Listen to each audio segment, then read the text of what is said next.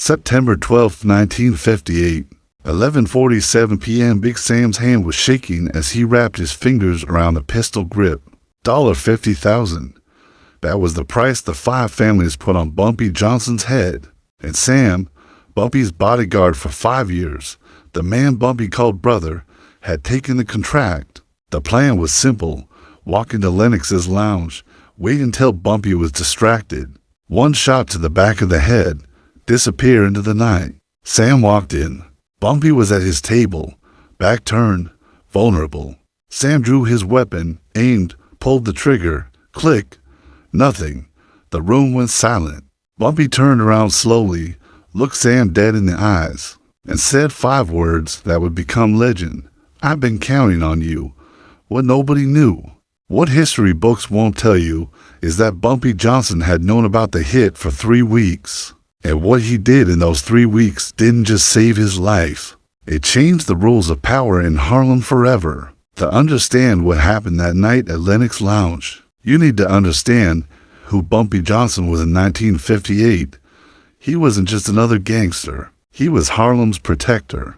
The man who stood between his community and the wolves that wanted to devour it. By the late 50s, Harlem was under siege. The Italian mob, specifically the five families, had been trying to take over the neighborhood's numbers racket for years. Numbers was big money poor folks betting nickels and dimes that added up to millions, and the Italians wanted every penny. But there was a problem. His name was Bumpy Johnson. Bumpy had built something the Italians couldn't understand. He didn't rule through fear alone. He ruled through respect. When Harlem families couldn't pay rent, Bumpy paid it. When the police harassed black businesses, Bumpy made phone calls that made the harassment stop. When Italian mobsters tried to muscle in on local operations, Bumpy pushed back hard. The five families had tried everything. They'd sent enforcers. Bumpy sent them back in ambulances. They tried negotiating. Bumpy told them Harlem wasn't for sale.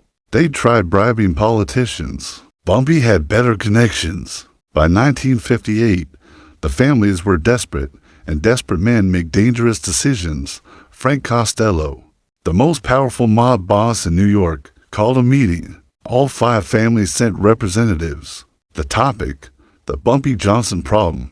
We've tried force. We've tried money. We've tried politics, Costello said, his voice cold and flat. None of it works. This man is untouchable. So, what do you suggest?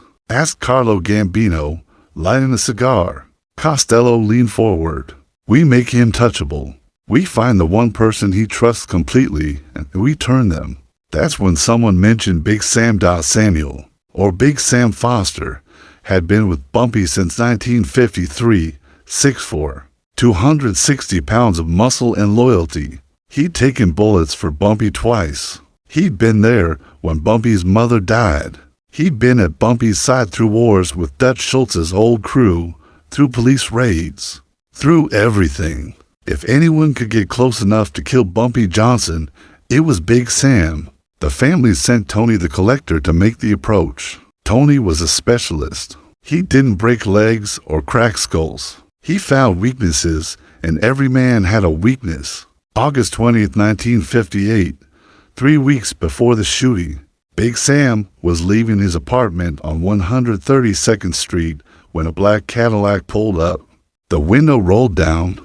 Tony Morone sat in the back seat, smiling like an insurance salesman. Sam, right? Big Sam. I heard a lot about you. Sam's hand moved toward his waistband, where he kept a point for 5. Who's asking? A friend. Someone who wants to make you a very wealthy man. Tony gestured to the empty seat. 5 minutes. Hear me out. If you don't like what I say, you walk away. No hard feelings. Sam should have walked away right then, but curiosity is a dangerous thing. He got in the car. Tony didn't waste time. You're a smart man. Sam, you know how this works. You're loyal to Bumpy, and that's admirable. But loyalty doesn't pay for your daughter's medical bills. Sam's jaw tightened. His youngest daughter, Kesha, had been sick with tuberculosis for 6 months. The treatments were expensive. The hospital bills were piling up. Sam had asked Bumpy for help, and Bumpy had given him $1,000, but it wasn't enough. It was never enough. Tony opened a briefcase. Inside were neat stacks of $100 bills. $50,000. That's what we're offering. Enough to pay every medical bill. Enough to move your family somewhere safe, somewhere clean, where your daughter can breathe. For what? Sam asked, though he already knew the answer. One bullet. One moment. You walk into Lennox's lounge on September 12th. Bumpy will be there like he always is on Friday nights. You wait until he's distracted. One shot to the back of the head. Quick, clean. Then you disappear. We have a car waiting. New identities for your whole family. By morning, you'll be in Miami. By next week, you'll be someone else entirely. Sam stared at the money. $50,000. His daughter's life. His family's future all for one trigger pull. And if I say no, Sam asked quietly. Tony's smile faded. Then your daughter dies slowly in a charity ward hospital. Then you keep working for Bumpy, watching your back every day, knowing that one day a bullet with your name on it is coming. Because that's how this life ends, Sam. You know it. I know it. The only question is whether you die poor or rich. Sam got out of the car without saying a word, but the briefcase stayed with him. Tony had left it on the seat, the stacks of money visible, tempting. That night, Sam couldn't sleep. He kept seeing his daughter's face, her labored breathing, the way she tried to smile through the pain. He kept seeing that briefcase full of money, enough money to save her, enough money to give his family a real-life point. 3 days later, Sam made his decision. He called the number Tony had left him. I'm in, Sam said, but I want the money up front. Half now, half after. Done, Tony replied. Welcome to the winning side. What Big Sam didn't know, what Tony didn't know, was that before Sam even got into that Cadillac, Bumpy Johnson already knew about the approach. Bumpy Johnson didn't become the king of Harlem by trusting people. He became king by knowing people, by understanding that every man has a price, every man has a weakness, and every man can be bought or broken. Bumpy had eyes everywhere. Bartenders, shoe shine boys, cab drivers, janitors, people nobody noticed. People the Italian mob never thought to pay attention to. And one of those people, a parking attendant named Jerome, had seen Tony Maroney's Cadillac pull up outside Sam's apartment. He'd seen Sam get in. He'd written down the license plate. 2 hours later, Jerome was in Bumpy's office above Small's Paradise Jazz Club. Tony Maroney's car, Jerome said, sliding a piece of paper across the desk. Parked outside Big Sam's place this morning. Sam got in, stayed for 5 minutes, got out. Bumpy looked at the paper, then at Jerome. You sure it was Marone? Positive. I've seen him before. Colleagues from the Italian joints on the east side. Bumpy was silent for a long moment. Then he opened his desk drawer, pulled out $500, and handed it to Jerome. You didn't see anything. You weren't there. Understand? Yes, sir, Mr. Johnson. After Jerome left, Bumpy sat in his office for 2 hours thinking. Sam had been with him for 5 years. Good years, loyal years. They'd been through wars together. Bumpy had trusted him with his life, but now the Italians were in Sam's ear. And if there was one thing Bumpy knew about desperate men, it was this. They made bad choices. Bumpy could have killed Sam right then.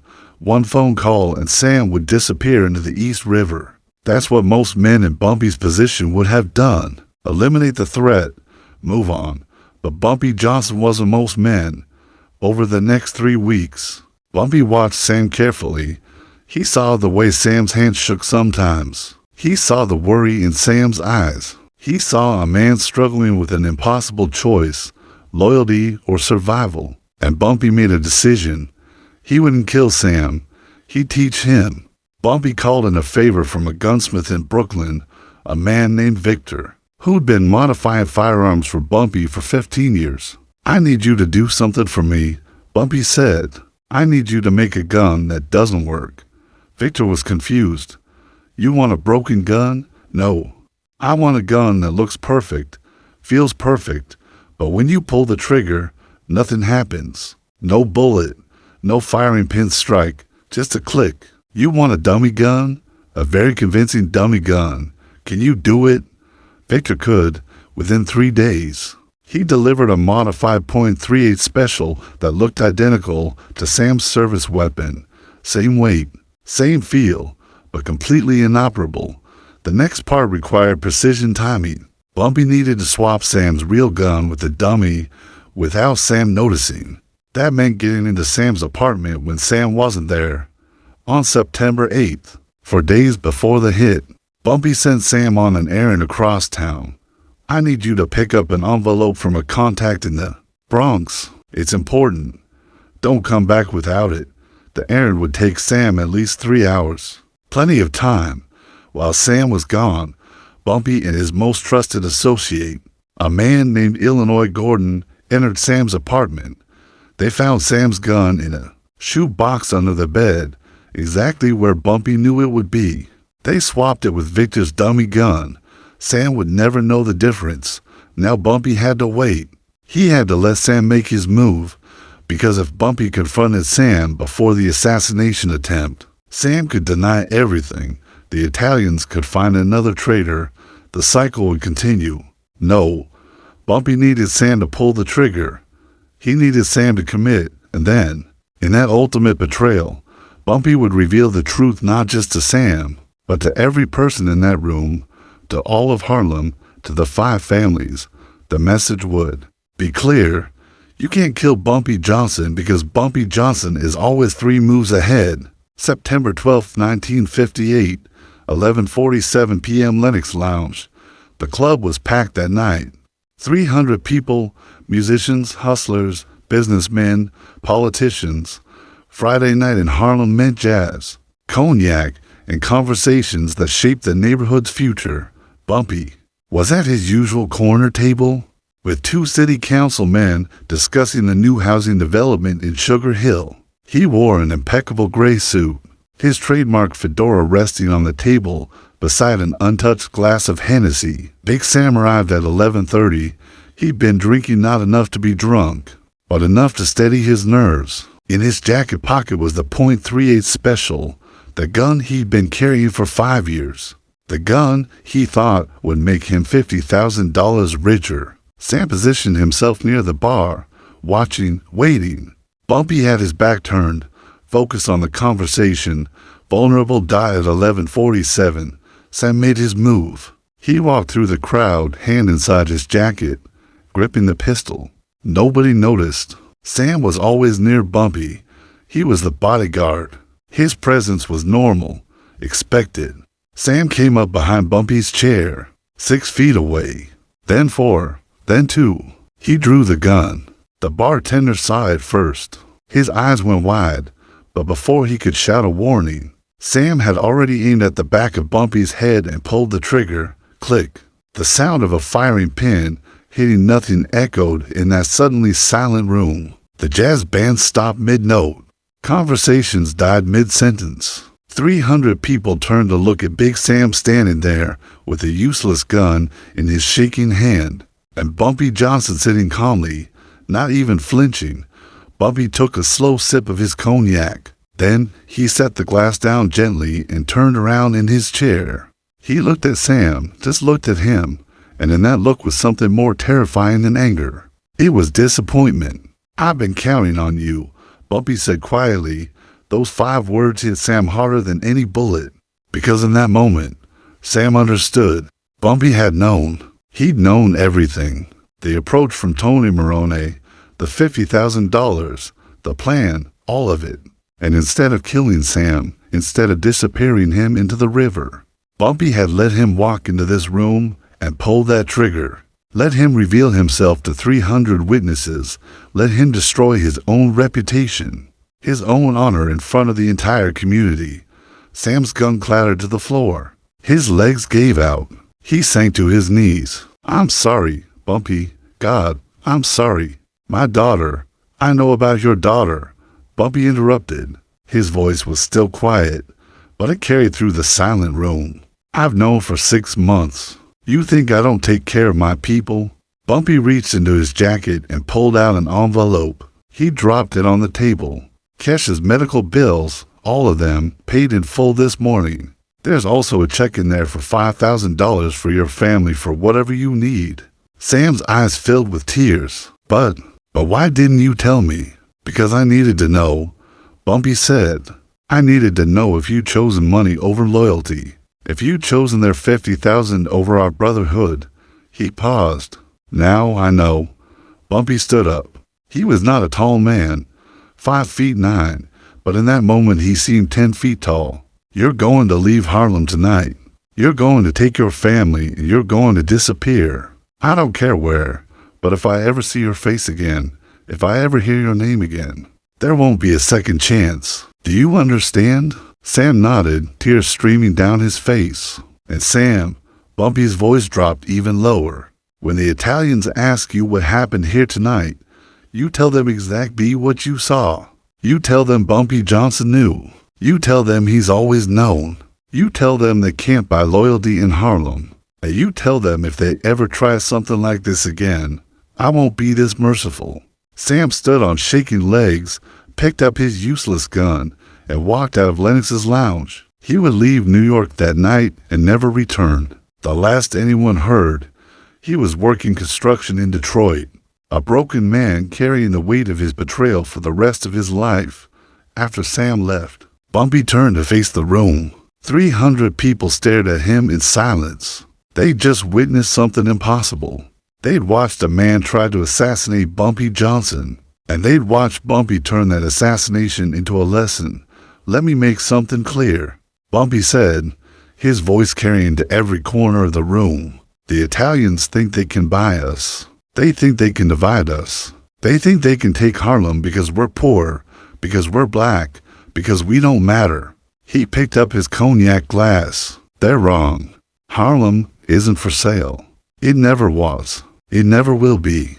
And anyone who thinks they can change that, anyone who thinks they can walk into my neighborhood and buy my people, they're going to learn what Big Sam just learned. We're not the ones who need protection. They are. Bumpy raised his glass. To Harlem and to loyalty that can't be bought. 300 people raised their glasses.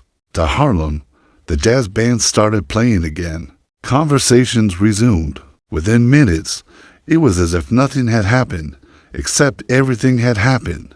Word of that night spread through New York's underworld like wildfire. By morning, every mobster from Boston to Baltimore had heard the story.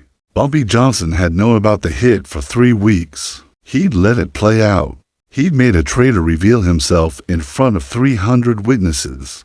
And he'd done it all without spilling a drop of blood. The 5 families called an emergency meeting the next day. Frank Costello was furious not at Bumpy, at Tony Morone for failing.